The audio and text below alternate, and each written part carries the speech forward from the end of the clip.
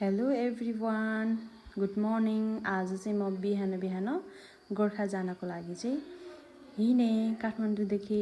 म काठमाडौँ आएको कति 2-3 दिन भएको थियो। अनि त्यसपछि फेरि गोर्खा जाने काम परेर चाहिँ म चाहिँ गोर्खा हिँडेको।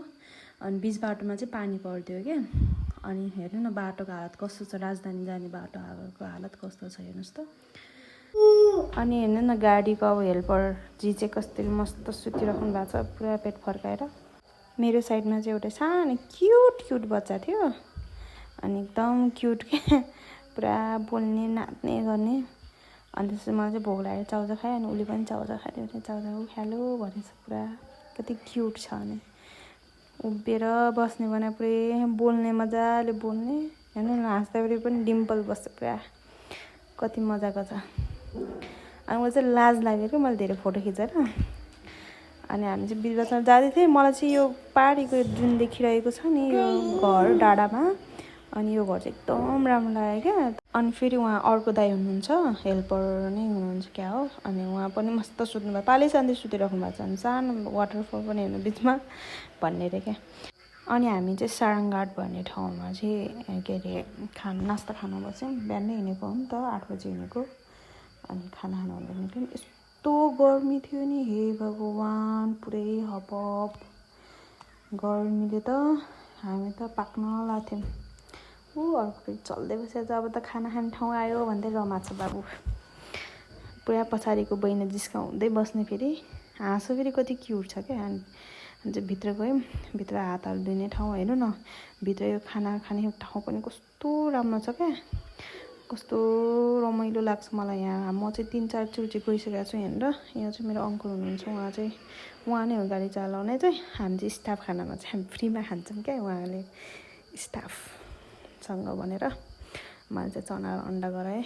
अनि म चाहिँ हेर्नु त कस्तो राम्रो छ क्या। पारिपट्टि पुरा खोला छ।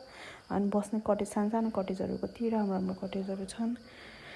अनि हामी चाहिँ 8 बजी हिँडेको, 11 बजी चाहिँ खानामा चाहिँ रोक्यो गाडी।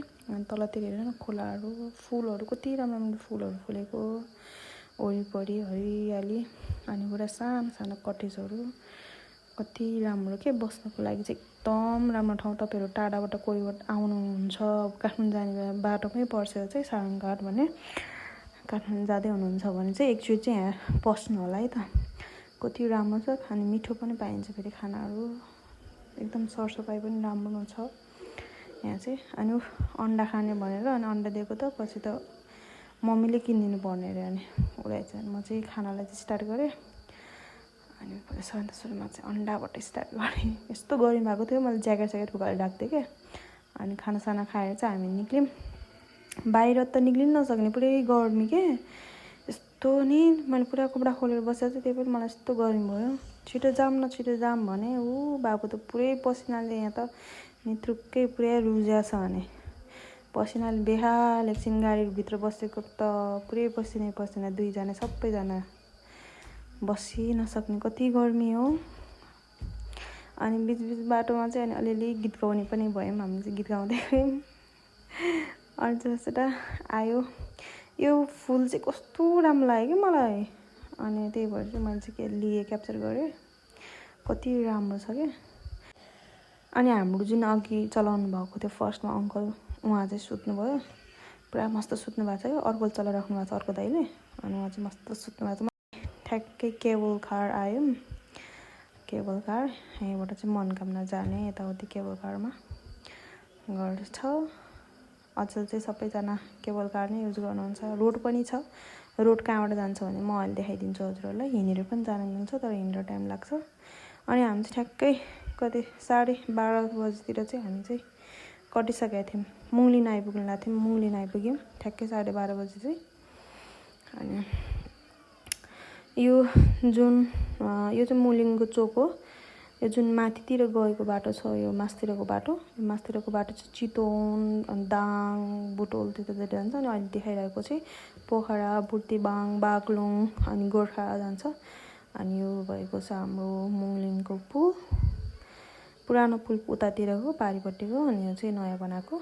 अनि यहाँ पनि कस्तो राम्रो फुल फुलेको क्या, पुरै झुप्प परेर बसेको, यस्तो राम्रो थियो नि बाफरे। त्यो आँखाले क्यामेराले भन्दा आँखाले देखेको कस्तो राम्रो के। अनि त्यसपछि यो रहेको छ हाम्रो ऐना पार्क है, खैरेनी तनहुँ यता अलि यतापट्टि पर्छ। अनि त्यसपछि यो रहेको छ हाम्रो खैरेनी चोक। अनि खैरेनी यो अगाडि गइराखेको बाटो चाहिँ हाम्रो पोखरा बागलुङ फेरि छुट्टिन्छ क्या, यहाँबाट जान्छ। अनि यता जुन राइट साइडपट्टि चाहिँ हाम्रो चाहिँ गोर्खातिर जान्छ। अहिले अनि खैरेनी पुगेपछि चाहिँ हामी चाहिँ आइसक्रिम खाएँ, कस्तो गर्मी थियो क्या। अनि यो रहेको छ हाम्रो गोर्खा जाने र खैरेनीको बिचमा रहेको पुल। अनि यो पुलमा चाहिँ हामी जहिले पनि यो पुल अनि मुरिनको पुलमा चाहिँ जहिले पनि क्रस गर्ने बेला चाहिँ हामी ढोग्छौँ। अनि अबुवा भन्ने पुलमा पनि हामी चाहिँ ढोग्छौँ। यो रहेको छ हाम्रो, अब यहाँबाट चाहिँ हाम्रो गोर्खा स्टार्ट हुन्छ। अनि यहाँ आइसकेपछि चाहिँ छुट्टै रमाइलो लाग्छ क्या मलाई चाहिँ। त्यसपछि यहाँको हावा कस्तो छुट्टै स्वर्गमा गएको जस्तो फिल हुन्छ। हुन त आफ्नै जन्मभूमिमा आएको भएर होला सायद। अनि त्यसपछि यो गेट देखिराख्नु चाहिँ यहाँबाट चाहिँ मेन हाम्रो गोर्खा चाहिँ स्टार्ट भयो है त। हामीलाई चाहिँ वेलकम गरिरहेछ गोर्खाले। अनि यो रहेको छ हाम्रो गोर्खा जाने बाटो। अनि म भित्रभित्रै मस्त पुरा मस्किराखेको छु। अनि ठ्याक्कै यो रहेको छ हाम्रो अबुवा भन्छ यसलाई चाहिँ। अनि यो देखिरहेको यो यतापट्टि कच्ची रोड बाटो छ, त्यो रोड चाहिँ हाम्रो चाहिँ मनकामना जान्छ क्या। गाडीहरू पहिला जान्छ, अर्को बाटो पनि छ, अर्को बाटो थाहा छैन। तर यो बाटो चाहिँ हामी पहिला बच्चामा चाहिँ हिँड्थ्यौँ क्या। अनि अहिले चाहिँ केबल कार आयो, अनि अहिले सबै केबल कारमै जान्छौँ। प्रायः चाहिँ गाडीहरू खै अहिले हिँड्छ थाहा छैन। अनि यो रहेको छ हाम्रो गोर्खा बजार। फाइनली म चाहिँ गोर्खा बजार गोर्खामा आइपुगेँ। अनि यो रहेको छ हाम्रो प्रतीक्षालय मुनि। अहिले चाहिँ ठुलो हस्पिटल पनि बनाएको छ, गोर्खा हस्पिटल। अनि म चाहिँ त्यो प्रतीक्षालय नझरिकन चाहिँ म चाहिँ शहीद गेटनिर झरेँ, किनकि मेरो काम थियो बजार। अनि काम सकाएर चाहिँ म घर आएँ। यस्तो गर्मी भयो नि, हे भगवान् कति गर्मी हो क्या। म त काठमाडौँभन्दा पनि यतातिर गर्मी लाग्यो। अनि त्यही हो, म चाहिँ सकुशल गोर्खा पुगेँ। अनि लास्टसम्म हेरिदिनु भएकोमा धेरै धेरै धन्यवाद भन्दै म चाहिँ आजको भिडियो यहीँ अफ गर्न चाहन्छु। हस् त, thank you so much for watching. Bye bye, take care.